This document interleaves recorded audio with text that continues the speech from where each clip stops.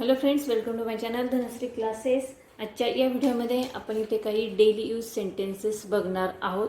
त्यातील आपलं पहिलं जे वाक्य आहे ते आहे मला स्वतःवर विश्वास आहे.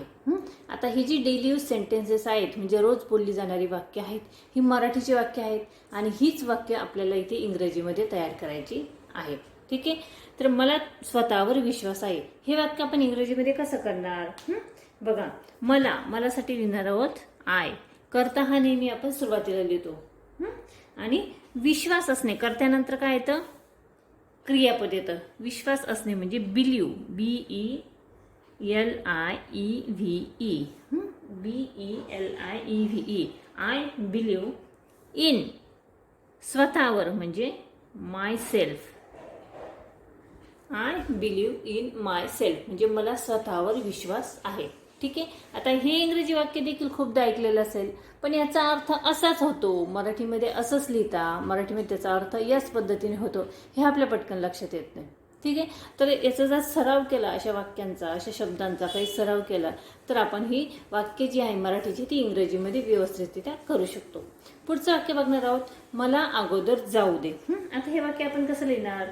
मला अगोदर जाऊ दे म्हणजे लेट मी गो फर्स्ट. जाऊ दे म्हणजे गो फर्स्ट, FIRST.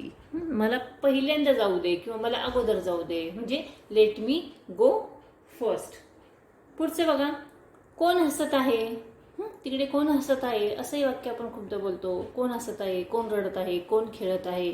तर हे वाक्य कसं लिहिणार? प्रश्नार्थी वाक्य आहे. कोणसाठी काय लिहिणार आपण? हू.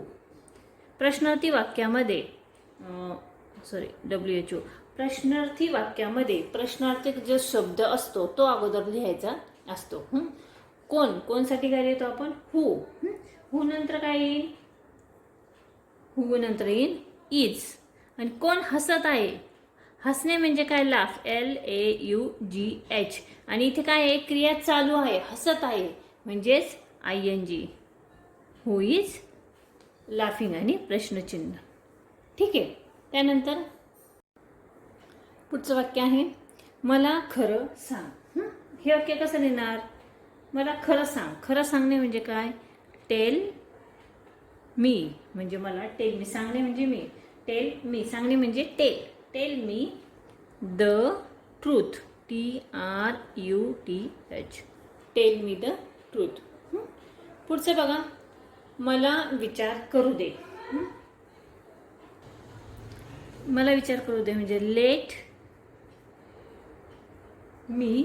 विचार करणे म्हणजे think, THINK. Let me think. पुढचं बघा, तू नेहमी विसरतोस. तू नेहमी विसरतोस या वाक्यातील कर्ता आहे तू. तू साठी लिहिणार आहोत यू. त्यानंतर ऑलवेज, नेहमी म्हणजे always, ALWAYS. You always forget, FORGET. Forget म्हणजे विसरणे. समजलं? आणि अजून पुढचं वाक्य बघा, आपल्या सर्वांचे स्वागत आहे. आपल्या सर्वांचे म्हणजे everyone, EVERYONE. Everyone is welcome, WELCOME. Everyone is welcome. आणि लास्ट वाक्य जे आहे ते बघा, तो नेहमी माझ्यासोबत खेळतो. माझ्याबरोबर खेळतो. हे वाक्य कसं लिहिणार? तो म्हणजे ही.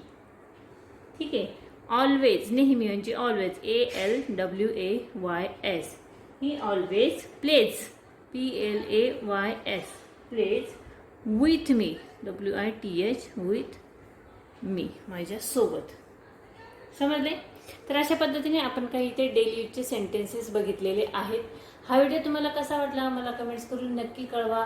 व्हिडिओ आवडला तर या व्हिडिओला तुम्ही नक्की लाईक करा, शेअर करा आणि चॅनलवर नवीन असेल तर चॅनल सबस्क्राईब करा. पुन्हा भेटूया पुढच्या व्हिडिओमध्ये.